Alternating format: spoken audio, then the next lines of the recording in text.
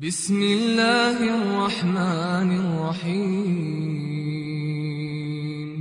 امام حسین کی شہادت کے بعد جب آل رسول کو قید کر کے امام حسین کے سر کو کاٹ کے نیزے پہ بلند کر کے شام کی طرف لے جایا گیا تو جہاں جہاں سے یزید کا قافلہ گزر رہا تھا لوگ پوچھ رہے تھے کہ یہ کس کا سر ہے اور یہ بیبیاں کون ہیں۔ جس کو بھی معلوم ہو کہ یہ رسول اللہ کا خاندان ہے تو ہر کوئی دل ہی دل میں ان ظالموں پہ لعنت کرتا رہا اور کوشش یہ تھی کہ یہ لعین ہمارے شہر نہ رکے۔ تو ویسے ہی چلتے چلتے جب یزید کا قافلہ شہر کرتان تک پہنچا تو وہ لوگ پہلے سے ہی باخبر ہو چکے تھے کہ فوج یزید نے اللہ کے رسول کے نواسے کو قتل کیا ہے، آل محمد کو قید کیا ہے، تو انہوں نے اپنے شہر کے دروازے بند کیے ہوئے تھے۔ قافلہ شہر کے باہر رک گیا اور درخت کے سائے میں یزید کے سپاہی سونے لگے۔ جب رات ہونے لگی تو راہب قریب آتا ہے اور دیکھے کہ ایک نورانی سر ہے جس پہ آسمان سے فرشتے آ کے سلام کر رہے ہیں اور وہ سر قرآن کی تلاوت کر رہا ہے۔ جیسے ہی واپس اپنے گھر جائے پوری رات سوچنے لگا کہ یہ کسی مقدس ہستی کا سر ہے۔ بس فوراً صبح آ کے سپاہیوں سے پوچھنے لگا کہ یہ کس ہستی کا سر ہے۔ فوج یزید نے کہا کہ یہ حسین ابن علی کا سر ہے۔ تو اس نے پوچھا کون حسین؟ اتنے میں شمر کہنے لگا حسین فاطمہ کا بیٹا، محمد کا نواسا۔ وہ چیخ کے زمین پہ بیٹھ گیا اور کہنے لگا کتنے بدبخت ہو، اپنے رسول کے نواسے کو ہی قتل کر دیا، اور یہ عورتیں کون ہیں؟ شمر کہنے لگا یہ رسول اللہ کی نواسیاں ہیں، بیٹیاں ہیں۔ وہ رو رو کے کہنے لگا اے شمر مجھے اس مقدس سر کو ایک رات کے لیے دے دو۔ شمر کہنے لگا یہ قافلہ شام جا کے رکے گا کیونکہ ہمیں یزید سے بہت بڑا انعام ملنا ہے۔ راہب نے کہا میرے پاس 10,000 درہم ہے، اگر ایک رات کے لیے سر دے دو تو وہ میں تمہیں دے دوں گا۔ سب آپس میں صلاح مشورہ کرنے کے بعد اس بات تک آ پہنچے کہ ایک رات اور رکتے ہیں۔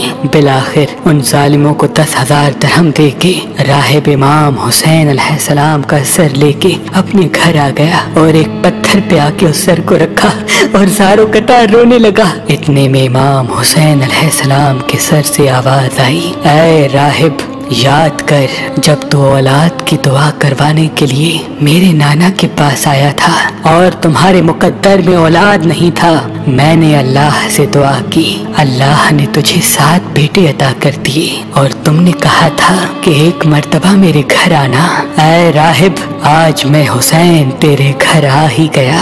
بس جیسے ہی امام حسین کے سر سے یہ آواز سنی راہب زور زور سے رونے لگا اور کہنے لگا اے میرے آقا حسین مجھے معاف کیجیے گا، اگر مجھے معلوم ہوتا تو میں بھی آپ کے قدموں پہ قربان ہوتا۔ امام حسین نے فرمایا اے راہب اللہ کی مرضی یہ ہے کیونکہ اللہ کا دین میرے خون سے زندہ ہونا تھا۔ پوری رات وہ مولا حسین کے سر سے گفتگو کرنے لگا۔ جب صبح کا وقت قریب آیا تو راہب نے سوچا کہ میں مولا حسین کا سر واپس کیسے کروں۔ تاریخ نے لکھا وہ جو 7 بیٹے امام حسین کی دعا سے ملے تھے ان میں سے ایک بیٹے کا سر قلم کر کے شمر کے پاس لے گیا۔ شمر نے جیسے ہی سر کھول کے دیکھا تو کہنے لگا یہ حسین کا سر نہیں۔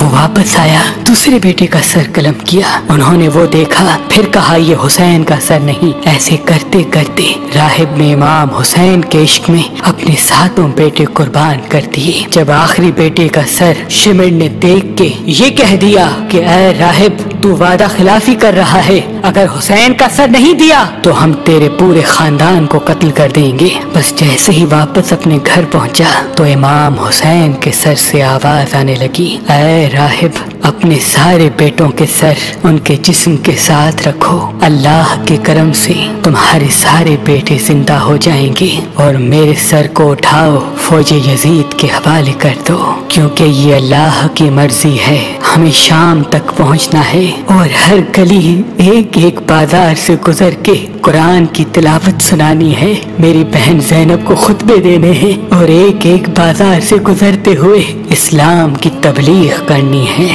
تو بس راہب نے اپنے تمام بیٹوں کے سر ان کے جسم پر رکھے اور اللہ کے کرم سے وہ سارے کے سارے بیٹے زندہ ہو گئے۔ پھر روتا ہوا امام حسین کے سر مبارک کو فوج یزید کے حوالے کرتا ہے اور کہتا ہے کہ کتنے بدبخت ہو تم کہ اپنے رسول کے نواسے کو قتل کرتے ہو، ان کی بیٹیوں کو قید کرتے ہو، ان پہ ظلم کرتے ہو۔ تمہارا یہ ظلم قیامت تک تمہارے لیے لعنت بن جائے گا۔ آج بھی اس پتھر سے خون نکلتا ہے جس پتھر پہ امام حسین علیہ السلام کے سر مبارک کو رکھا گیا، کیونکہ شہید کبھی مرتا نہیں اور خون ناحق کبھی چھپتا نہیں۔